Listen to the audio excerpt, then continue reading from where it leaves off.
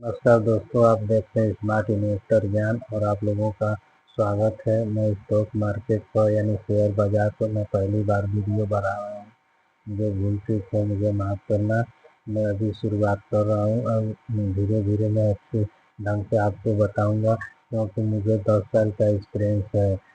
Shortcut में तो नहीं, शॉर्टकट भी मुझे मालूम है पर बता नहीं सकता हूँ। पर अभी बात की मैं आपको लॉन्ग टर्म के बारे में बताऊँगा कि स्टॉक मार्केट क्या है और स्टॉक मार्केट का इतिहास क्या है। तो आज समझते हैं कि स्टॉक मार्केट का इतिहास क्या है और कब से शुरू हुई।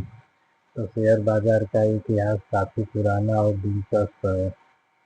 इसकी शुरुआत दुनिया के अलग अलग हिस्सों में अलग अलग समय पर हुई थी, लेकिन इसका मूल उद्देश्य हमेशा यही रहा है कि कंपनियों को पूंजी जुटाना और निवेशकों को उसमें हिस्सेदारी खरीदने का मौका मिले, जिससे कि आप लोगों को उसमें सुरक्षा मिले और पैसा खोने का ज़्यादा डर भी न हो। दुनिया में शेयर बाजार का इतिहास शुरुआती दौर में 16वीं और 17वीं सदी से शेयर बाजार का औपचारिक शुरुआत 1600 के दशक में शुरुआत में हुई मानी जाती है कि एम्स्टर्डम 1602, इसका एम्स्टर्डम ऐसे कुछ करके है, 1602 ईस्ट इंडिया कंपनी ने एम्स्टर्डम स्टॉक एक्सचेंज की स्थापना की। यह आम जनता के निवेशकों को बॉन्ड जारी करके इतिहास रचने वाला पहला स्टॉक एक्सचेंज बना था। लंदन और न्यूयॉर्क आधुनिक स्टॉक एक्सचेंज इस युग के दौरान लंदन और न्यूयॉर्क में भी उभरे। विकास और विस्तार पहले शेयर बाजार की खरीद बिक्री मौखिक बोलियों से होती थी, लेकिन समय जैसे जैसे बीतता गया, समय के साथ स्टॉक एक्सचेंज अधिक संगठित हुए और इलेक्ट्रॉनिक ट्रेडिंग का विकास हुआ, जिससे घर बैठे शेयर की खरीद बिक्री संभव हो गई। भारतीय शेयर बाजार का इतिहास। भारत में शेयर बाजार का इतिहास भी काफ़ी समृद्ध है।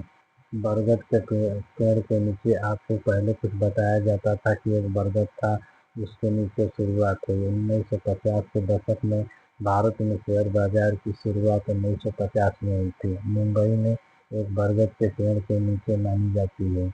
इस जगह पर मुख्य रूप से कपास के कारोबार के लिए सौदे किए जाते थे। कुछ गुजरातियों और पारसी व्यापारियों ने टाउन हॉल के सामने लगे इस पेड़ के नीचे विभिन्न कारोबारियों के साथ बैठक करना शुरू करते थे। धीरे धीरे बढ़ते गए और व्यापार बढ़ता गया कि और लंबे समय तक। उसके बाद बॉम्बे स्टॉक एक्सचेंज मतलब BSE की स्थापना हुई। 1875 में BSE ने इन दलाल की बढ़ती संख्या को देखते हुए उन्होंने the native share and stock broker association नामक एक संगठन बनाया और इसे पूंजीकृत कराया। यह बाद में बॉम्बे स्टॉक एक्सचेंज BSE के नाम से जाना जाता था। BSE एशिया का स्टॉक एक्सचेंज है और दुनिया के सबसे पुराने स्टॉक एक्सचेंज में से एक माना जाता है। 1975 में इसे भारत सरकार द्वारा प्रतिभूति अनुबंधित नियामक अधिनियम के तहत मान्यता दी गई। नेशनल स्टॉक एक्सचेंज NSE की स्थापना 1952 में हुई। भारतीय शेयर बाजार में पारदर्शिता लाने और आधुनिकता लाने के लिए 1952 में नेशनल स्टॉक एक्सचेंज NSE की स्थापना हुई। NSE ने 30 जून 1993 को wholesale debt market segment और 3 दिसंबर 1994 को इक्विटी सेगमेंट से शुरुआत की। यह इलेक्ट्रॉनिक्स ट्रेडिंग सुविधा शुरू करने वाला भारत का पहला एक्सचेंज था, जिससे शेयर बाजार में क्रांति ला दी। आज NSE मार्केट कैप के लिहाज से दुनिया का छठा सबसे बड़ा स्टॉक एक्सचेंज है। महत्वपूर्ण घटनाएं। 1956 में भारत सरकार ने प्रतिभूति अनुबंध नियामक अधिनियम भूल जाता हूँ कभी कभी अधिनियम पेश किया, जिसने भारत में स्टॉक एक्सचेंज और प्रतिभूति व्यापारियों के लिए पहला कानून और नियमित ढांचा प्रदान किया गया। 1986 BSE का बेंचमार्क इंडेक्स सबसे अधिक स्थापित किया गया। 2003 में संसद की गणना फ्लोट कैपिटलाइजेशन तकनीकी में बदल गई। उसके बाद सन 2000 के दशक में एनएससी ने डेरिवेटिव सेगमेंट और करेंसी डेरिवेट शुरू किए।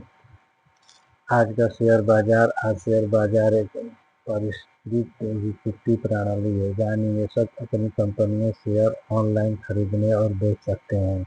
यहाँ आपूर्ति और मांग के सिद्धांतों पर काम करता है और कंपनियों के प्रदर्शन और बाजार की स्थिति के आधार पर शेयर की कीमतें घटती बढ़ती रहती है।